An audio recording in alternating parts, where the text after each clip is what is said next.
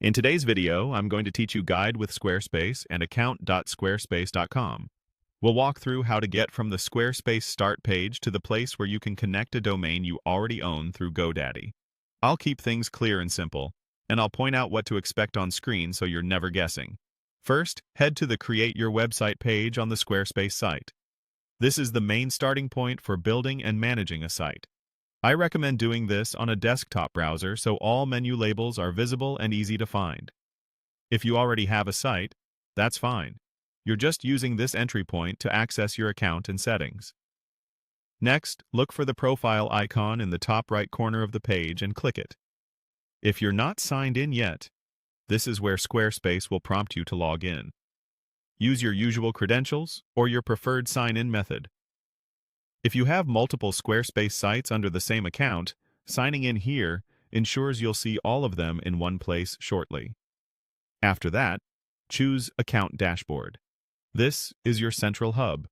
From here, you can view your sites, manage subscriptions, and access product areas.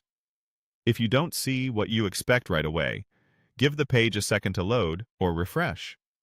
Sometimes the dashboard needs a moment to populate your sites. Now, click on Website. This takes you into the website area tied to your account. If you manage more than one site, you may see a list. Just open the site you want to connect to your GoDaddy domain. Entering through the website section ensures you land in the correct configuration area for editing settings. Inside your site, go to Settings, then choose Domains and Emails. Next, open Domains. Here, look for the option that says something like Use a domain I own. Select that, and then type in your GoDaddy domain. Enter the root domain only, so example.com, not HTTP or www in front. If you plan to use a subdomain, you can adjust that later, but start with the main domain for the cleanest setup.